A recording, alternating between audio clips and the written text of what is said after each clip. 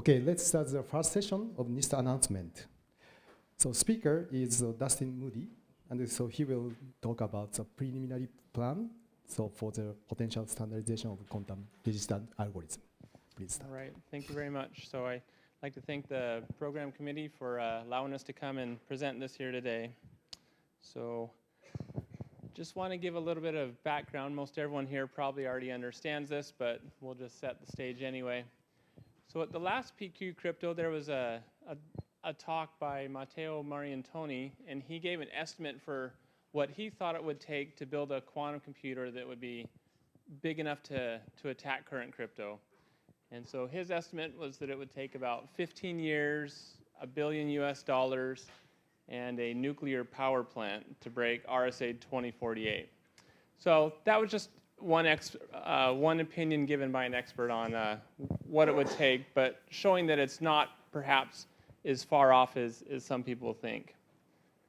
And of course, the impact this would have on cryptography, we're all aware. The biggest impact would be with public key cryptography, where having a large-scale quantum computer would completely destroy RSA and ECC and the Diffie-Hellman key exchange. For symmetric key crypto, the impact is not as dramatic. We need to use longer keys, most likely no longer than double the current size, but we would have to use bigger keys. And similarly, for hash functions, we'd have to use a longer output. So it's got a big impact when a quantum computer is built that can tackle large-scale computations. So the question then comes, well, we know what are the consequences, so what do we need to do about it? And I like this theorem from Mike Moska that he's used before, where he says, if x plus y is greater than z, then we have a problem. And here x again is how long we need our information to be secure. Y is how long it takes to get this infrastructure up and deployed out there. And z being how long it takes to get a quantum computer built. So if we just even guess at what some of these numbers are, how long do we need information to be secure? Well, that depends on who you are. If you're a big company or a government agency, X could be 10 years, 20 years, 30 years. What is Y? How long does it take to get the infrastructure ready? Well, I work at NIST where we write standards, and I can tell you it's very, very slow where we are at getting this done. So 5 years, 10 years, 15 years at getting these things deployed out there. So if you add those together, that's already a pretty big number, and we have estimates that quantum computers could be built that could do damage well before then. So for that reason, you might need to worry, because there could be people that are just copying down all the encrypted information, saving it, and then later when a quantum computer is around, they can then decrypt it and get access to that info. So lots of groups and organizations have noticed this and have started to take steps for the future. We saw on the first slides several other research groups and so on that are working on this. I just mentioned a few of them here. The NSA had a big announcement this fall where they announced that they're going to begin their transition to post-quantum algorithms. They have X and Y for them are pretty big, so they do have to get involved in this early. There's research projects going on in Europe and Japan and elsewhere. ETSI's been holding workshops. They're a European telecommunications standards group, so they're looking for standards in post-quantum cryptography as well. The IETF has been doing some work on hash-based signatures. There's a couple of internet drafts that are making their way through the process. And we at NIST issued a report earlier this month, just a very short report, just kind of summarizing our understanding of post-quantum cryptography. Most everybody here will read it, and there won't be a whole lot new to you. And at the very end, we talk a little bit about what steps we feel that we need to take to prepare for the future, especially because we do feel the need that time is short and we have to start acting now. I should mention it's in draft stage now, meaning we posted it for public comment. So if you read it and you have feedback or would like to give us comments on the report, please do. I think the comments are open that until early next month. So at NIST, we've decided that it is time to call for a submission of post-quantum cryptographic algorithms to replace the public key cryptography standards that would be broken by a large-scale quantum computer. And in particular, NIST has public key standards in digital signatures in FIPS 186, and we also have standards for key establishment in Special Publications 856A and B. So those are the things that we're primarily focused on, that we need to get new standards in place here. So we're looking for particularly digital signatures and key establishment or encryption, which you can use to do key establishment. And we want to get this process started. We want to get it done in a timely manner. We want to do it in a very open and transparent way that everyone can see what's going on and everything will be discussed publicly and out in the open. And so we're starting this process now. Today is kind of just an informal announcement. We'll be having more details that will be coming out. But we wanted to let everybody know so they can start getting ready for this. And at the end of this process, we don't expect to just pick one winner that will be the one algorithm that will solve all their problems. We doubt that there is one such algorithm that can do it all.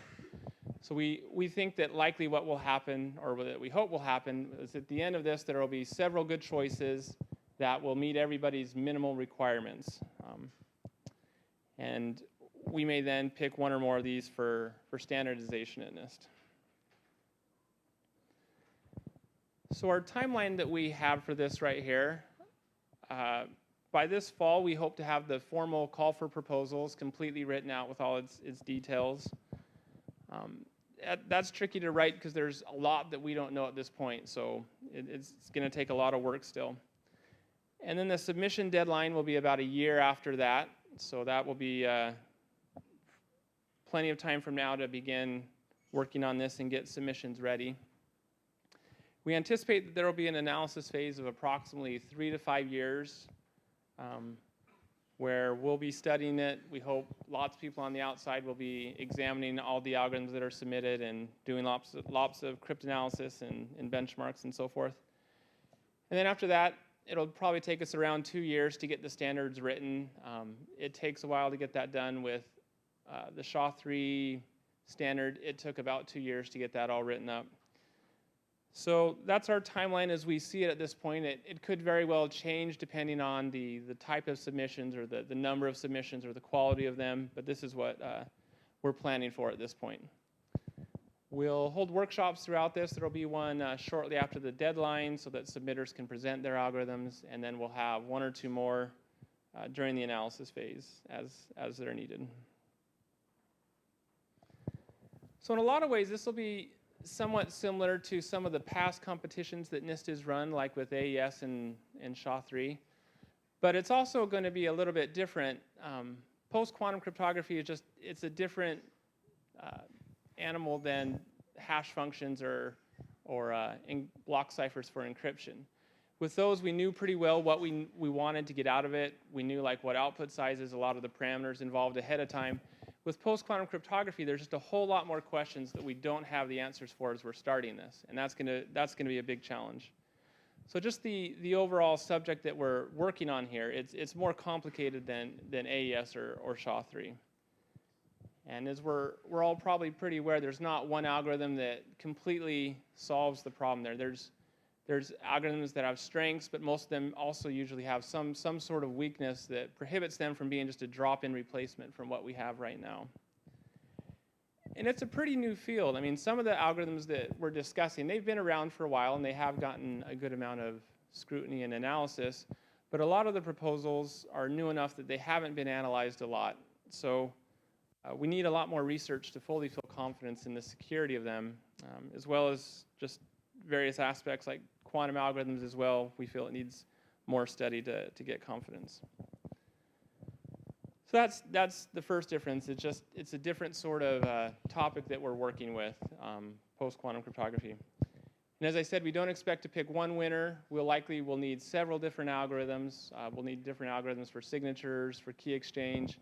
We may very well need more than one algorithm for signatures or for key exchange, depending on the application or the use case.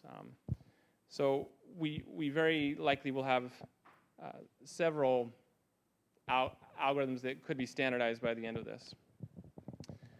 Depending on the number of submissions, we may narrow our focus at some point. We might name some and say we'd like these to be studied a little bit more. That doesn't mean that if an algorithm was submitted and it's not one of these that we're focusing on, that it cannot be considered for standardization. That's a little bit different than like with SHA-3. Once it was announced which candidates were moving forward, the other candidates were pretty much removed from consideration. So we want to keep those options open, meaning any algorithm that's submitted could be standardized in the future. We're not going to eliminate them, even if we do narrow our focus at some point. And then a final difference is we want to reserve the right to modify the requirements in the timeline if there's any big developments that come along in this field. There's a lot of very active research going on right now, and it very well could happen in a few years that there's some big development that just kind of changes everything. And so we want to leave that possibility open that we can modify it as we need to. And that's different than in the past. With SHA-3, we put out our requirements and our criteria, and they were pretty much set for the rest of the competition. Towards the end, I think we wanted to tweak some of them, and we received a lot of feedback that the criteria and the requirements that we had needed to stay fixed. But with post-quantum, that might need to be different. So I'll briefly talk about some of the initial thoughts we have on the requirements and the evaluation criteria that we have. We have a lot more questions than we have answers at this point, but our formal call will have detailed submission requirements, giving you instructions on what to submit and how to do it. There will be minimal acceptability requirements that every submission will need to have, and I'll talk a little bit more about these on the next few slides. But we'll want it publicly disclosed and available with no IPR, widely implementable, providing signatures or key exchange or encryption, and good evidence for the security of the systems that will be submitted so that we can analyze that. So the specification, we'll be asking for 2 different implementations, a reference version and an optimized version written in ANSI, and we'll give more details as it gets closer on that. There'll be a cryptographic API provided. You can call approved hash function modes and so forth. We'll be asking for known answer tests and Monte Carlo tests. We won't require constant time implementation. Obviously, that's good to provide side channel resistance, so if it can be done, that would be great to see, but we won't make it a requirement. Intellectual property, we think that we're going to follow along the same route we did with the SHA-3 competition. We haven't finalized everything with the lawyers who will give us a final agreement on that or not. But we'll want signed statements from the implementers and the algorithm submitters. We'll ask for known patent information for them to disclose that. And we want algorithms to be available throughout the process that we're doing worldwide without any restrictions with intellectual property or without any royalties. And we want to do that to encourage as much analysis and scrutiny as possible. And we think that will work well. Of course, anytime if somebody who submits wants the rights back, they can withdraw their submission at any time as well.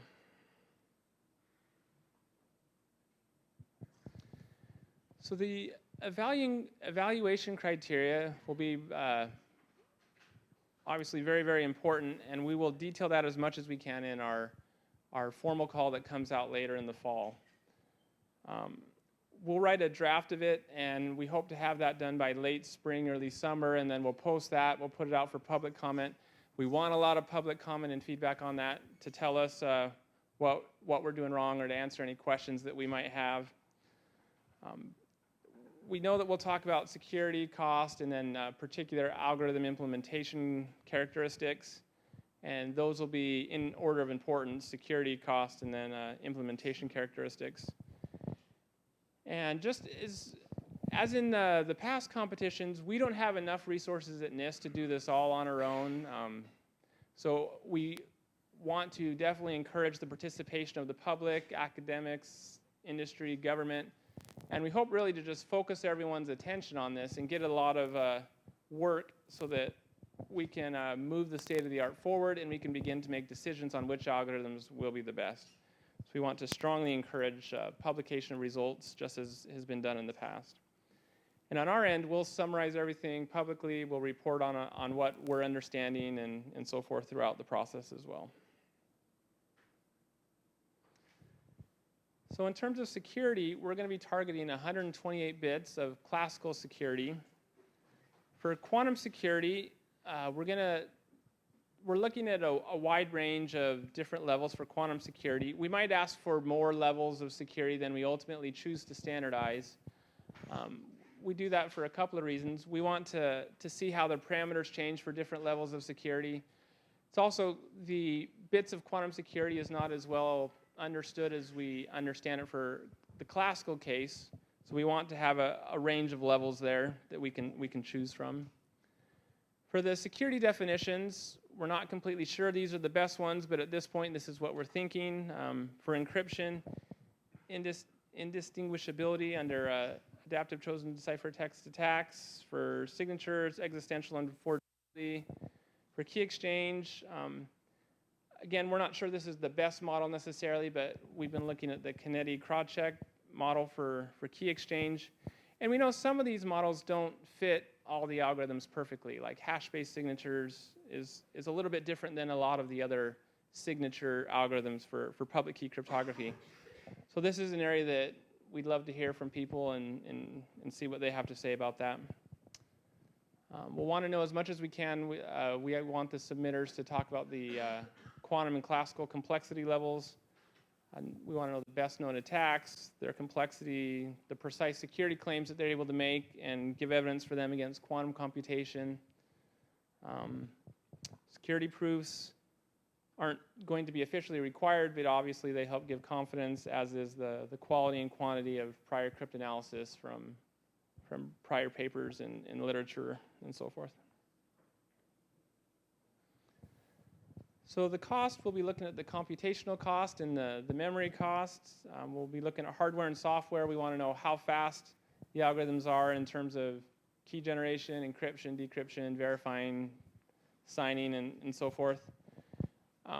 Good news is from our study so far, most of the algorithms seem to be pretty fast. They don't look to be game stoppers in a lot of these categories here. So that's good. For memory requirements, though, the situation isn't quite as clear. We will, of course, need concrete parameter sets for any algorithm that's submitted for the target security levels.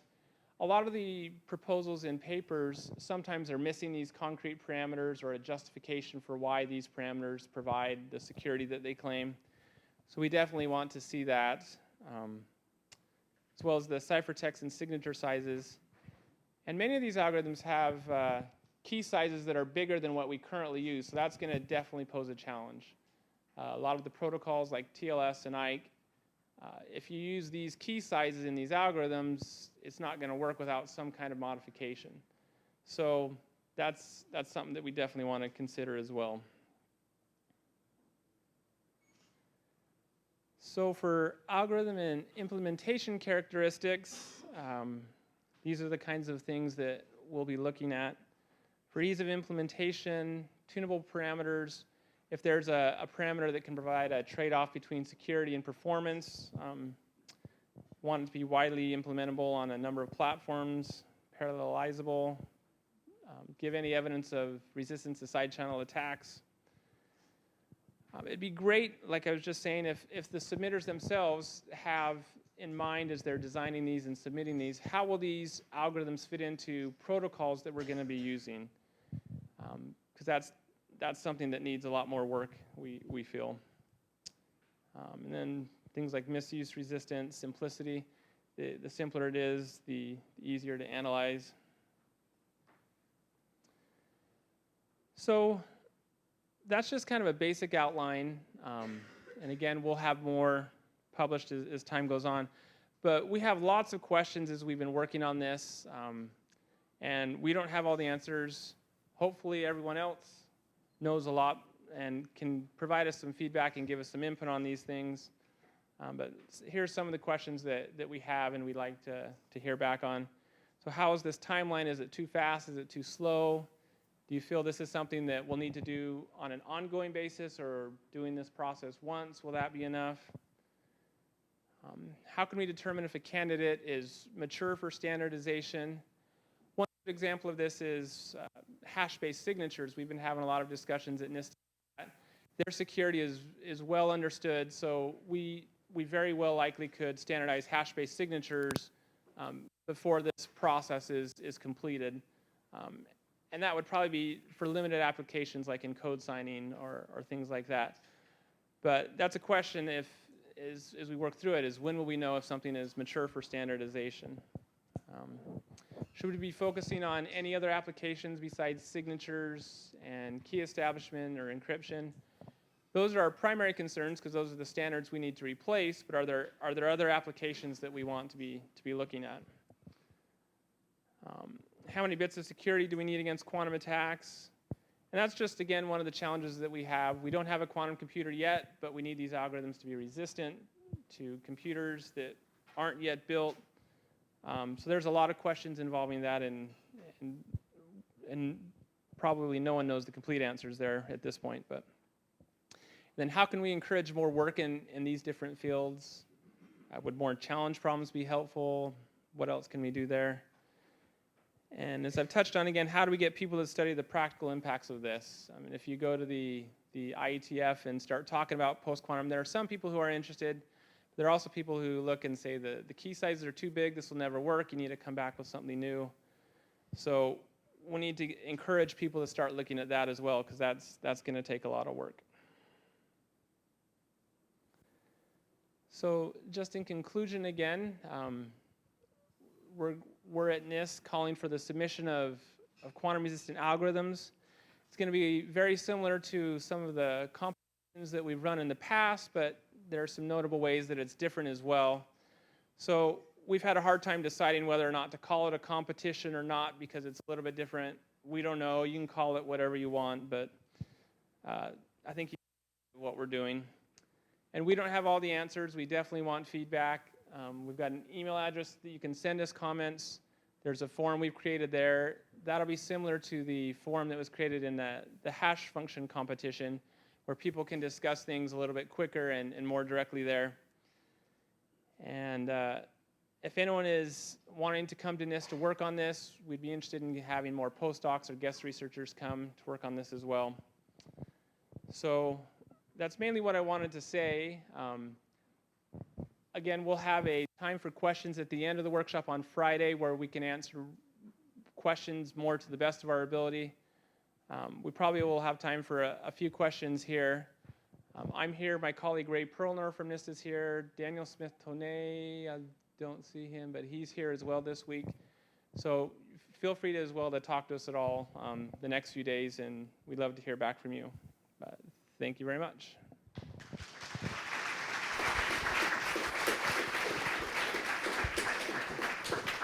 Okay, thank you for the talk. And so, there are any short questions? Yes, please.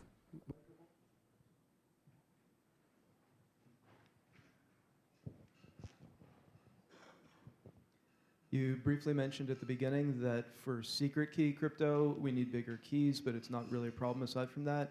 I'm a little worried that people with secret key standards will sometimes do things like have a 256-bit AES key, which is used to derive some 128-bit internal key.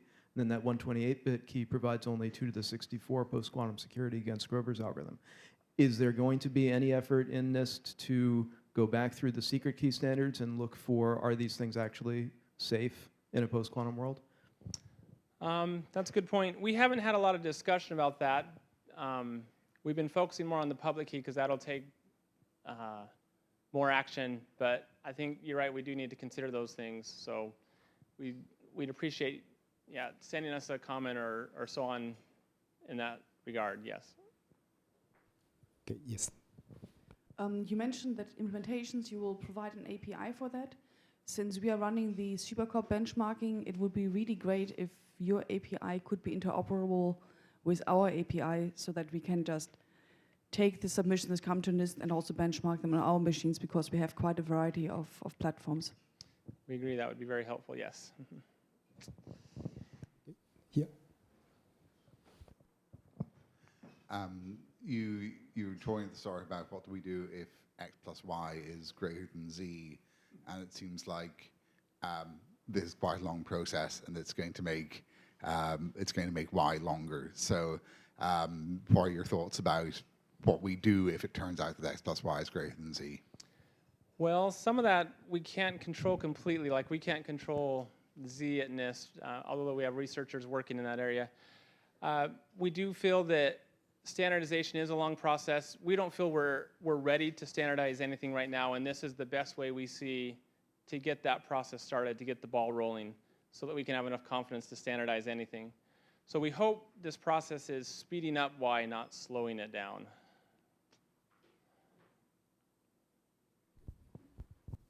Here. It may fall under their misuse umbrella, but can you comment on the feature of algorithms to be backdoor free and the steps that you built into the process to make sure that the integrity and its trust that the committee will put it in?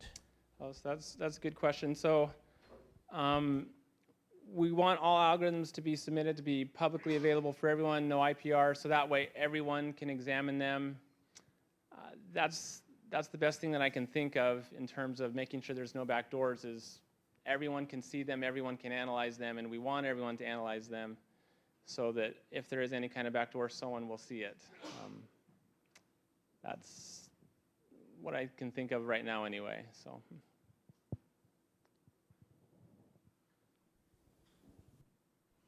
Okay. Any other questions?